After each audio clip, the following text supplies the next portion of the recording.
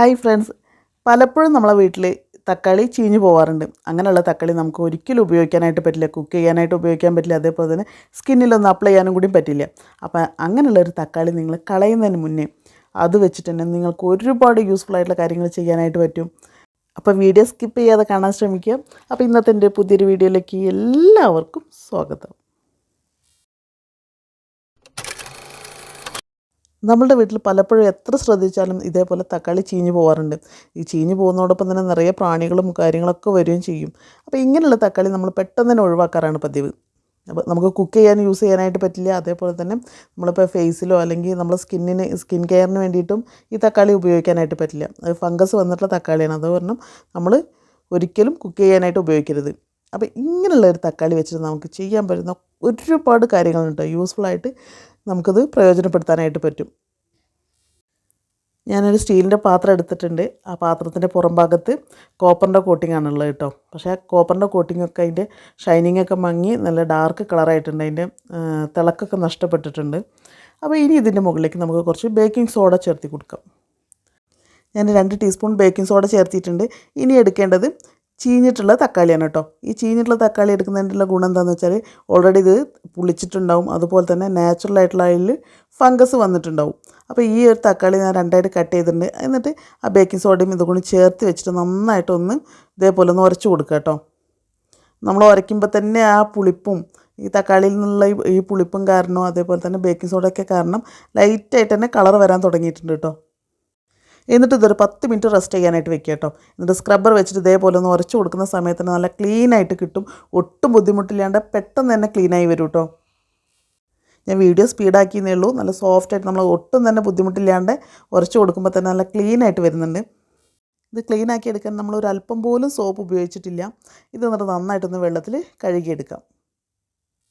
എന്തായാലും നിങ്ങളതൊന്ന് ട്രൈ ചെയ്ത് നോക്കണം കേട്ടോ. ഞാനിവിടെ ഒട്ടും തന്നെ മൂർച്ചയില്ലാത്ത നല്ലതുപോലെ തുരുമ്പെടുത്തുള്ള ഒരു കത്തിയാണ് കേട്ടോ. അത്യാവശ്യം ഒരു വലിയ കത്തി തന്നെയാണിത്. അപ്പോൾ ഒട്ടും തന്നെ മൂർച്ചയില്ല, തുരുമ്പ് നല്ലതുപോലെ തുരുമ്പുണ്ട്. അപ്പോൾ അതിന് മുകളിലേക്ക് ഒരല്പം കോൾഗേറ്റിൻ്റെ പേസ്റ്റ് തേച്ച് കൊടുക്കുന്നുണ്ട്. എന്നിട്ട് ഇത് നന്നായിട്ടൊന്ന് ഒരു ഭാഗത്ത് മാത്രമേ തേച്ചിട്ടുള്ളൂ. പിന്നെ നമുക്കിത് അതേപോലത്തെ ഒരു കേടായിട്ടുള്ളൊരു തക്കാളി അത് 2ആക്കി മുറിച്ചിട്ടുണ്ട്. പിന്നെ ഈ നമ്മളിപ്പോൾ പേസ്റ്റ് തേച്ചില്ല, അതിന് മുകളിലേക്ക് ഞാൻ കുറച്ച് പൊടിയുപ്പ് ചേർത്തി കൊടുത്തിട്ട് എന്നിട്ട് ആ തക്കാളി വെച്ചിട്ട് നല്ലതുപോലെ ഒന്ന് ഉരച്ച് കൊടുക്കുന്നുണ്ടല്ലോ. തക്കാളി വെച്ചിട്ടാണ് ഞാൻ എല്ലാ ഭാഗത്തും ഉരയ്ക്കുന്നത്. അങ്ങനെ കത്തിൻ്റെ 2 ഭാഗത്തും അത് വെച്ചിട്ട് തന്നെ ഫുള്ളായിട്ട് ഉരച്ച് കൊടുക്കുന്നുണ്ട് കേട്ടോ. ഒട്ടും തന്നെ കഷ്ടപ്പെടാതെ ഈ മിക്സ് ഫുള്ളായിട്ടൊന്ന് തേച്ച് വെച്ച് കൊടുക്കുക. എന്നിട്ട് ഒരു 10-15 മിനിറ്റ് റെസ്റ്റ് ചെയ്യാനായിട്ടും വെക്കണം. വെറും ഒരു 10 മിനിറ്റിന് ശേഷം ഒരു സ്ക്രബ്ബർ എടുത്തിട്ട് ഇതുപോലെ ഉരച്ച് കൊടുക്കുക കേട്ടോ. നമ്മൾ വേറെ സോപ്പോ കാര്യങ്ങളോ ഒന്നും ചേർത്തുന്നില്ല. എന്നിട്ട് ഈ മിക്സ് വെച്ചിട്ട് തന്നെ ഒന്നും കൂടി അത് വെച്ചിട്ട് ഉരച്ച് കൊടുക്കുക. ഇതുപോലെ ഉരച്ചതിന് ശേഷം കഴുകുന്നതിന് മുന്നേ ഞാൻ കാണിച്ചു തരാം കേട്ടോ. അതിലുള്ള തുരുമ്പൊക്കെ പോയിട്ട് കൈ വെച്ച് തുടയ്ക്കുമ്പോൾ തന്നെ അതിലുള്ള തുരുമ്പേ നമുക്ക് കാണാൻ പറ്റില്ല. ഫുള്ളായിട്ട് തുരുമ്പ് പോയിട്ടുണ്ട് കണ്ടോ.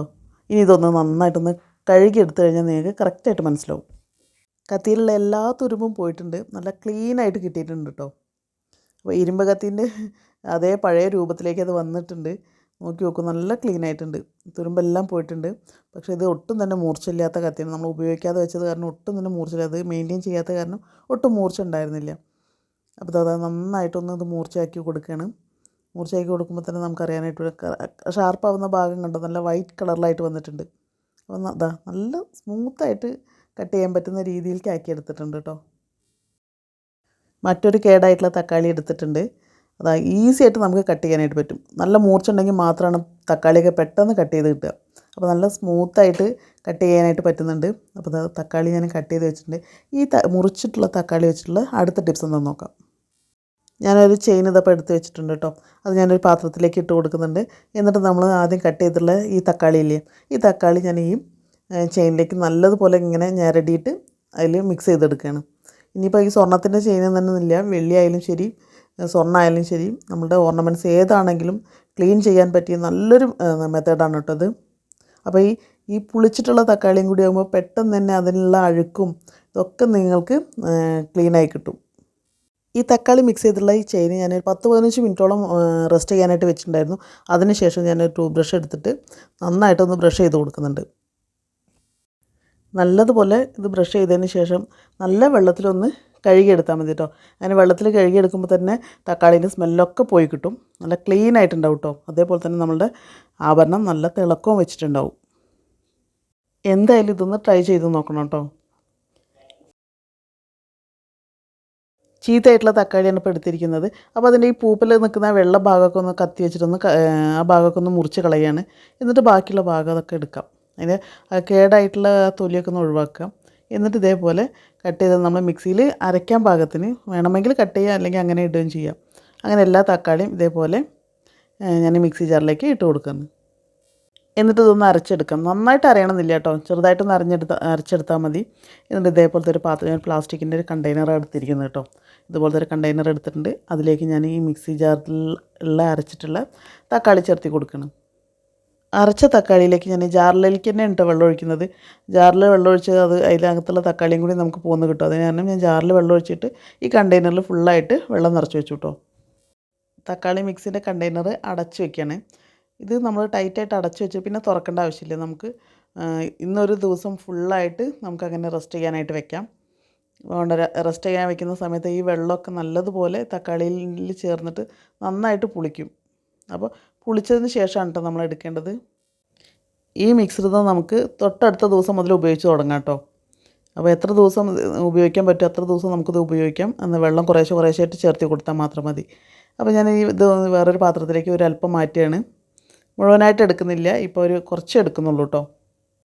ഈ കണ്ടെയ്നറിൻ്റെ കാൽ ഭാഗത്തോളം മാത്രമേ ഞാൻ തക്കാളീൻ്റെ ഈ നീര് എടുത്തിട്ടുള്ളൂ. ഇനി നമുക്ക് ഇതിലേക്ക് ഇനി വെള്ളം ഒഴിച്ചു കൊടുക്കാം. അപ്പോൾ നമ്മൾ ഈ ലിക്വിഡ് നല്ലതുപോലെ നേർപ്പിച്ച് കിട്ടും നമുക്ക്. അതിന് ഈ കണ്ടെയ്നറിൽ നിറയെ ഞാൻ വെള്ളം ഒഴിക്കുന്നുണ്ട്. അപ്പോൾ നമ്മൾ പുളിപ്പിച്ചെടുത്തുള്ള തക്കാളീൻ്റെ മിക്സ് അല്ലേ, നമ്മൾ നല്ലതുപോലെ ഡൈല്യൂട്ട് ചെയ്തിട്ട് വേണം യൂസ് ചെയ്യാനായിട്ട്. ഈ നേർപ്പിച്ചെടുത്തിട്ടുള്ള ഈ തക്കാളിയുടെ മിക്സ് നമുക്ക് ഈ ചെടികൾക്ക് ഒഴിച്ചു കൊടുക്കാം. ചെടികൾക്ക് ഒഴിക്കുന്ന സമയത്ത് അവർക്ക് നല്ല ഹെൽത്തി ആയിട്ട് വളരാനും, എത്ര കായ്ക്കാത്തയും പൂക്കാത്തയും ചെടികളുണ്ടെങ്കിൽ അതെല്ലാം നല്ല രീതിയിൽ വളരാനും കായ്ക്കാനും പൂക്കാനൊക്കെ സഹായിക്കും കേട്ടോ. അപ്പോൾ ഫ്രണ്ട്സ്, ഇന്നത്തെ വീഡിയോ ഇത്രയേ ഉള്ളൂ. നിങ്ങൾക്ക് വീഡിയോ ഇഷ്ടമായിട്ടുണ്ടെങ്കിൽ എന്തായാലും ലൈക്ക് ചെയ്യുക. നിങ്ങളുടെ അഭിപ്രായങ്ങളും നിർദ്ദേശങ്ങളും കമൻറ്റ് ബോക്സിൽ പറയാനായിട്ട് മറന്നു പോകരുത്. സബ്സ്ക്രൈബ് ചെയ്ത് കാണുന്ന കൂട്ടുകാരുണ്ടെങ്കിൽ ഒന്ന് സബ്സ്ക്രൈബ് ചെയ്ത് സപ്പോർട്ട് ചെയ്യാം. ഈ വീഡിയോ നിങ്ങൾക്ക് യൂസ്ഫുള്ളാണ് തോന്നുകയാണെന്നുണ്ടെങ്കിൽ നിങ്ങളുടെ ഫ്രണ്ട്സ് ആൻഡ് ഫാമിലിക്ക് കൂടി ഒന്ന് ഷെയറും കൂടി ചെയ്ത് കൊടുക്കുക കേട്ടോ. മറ്റൊരു നല്ലൊരു വീഡിയോ ആയിട്ട് നമുക്ക് വീണ്ടും കാണാം.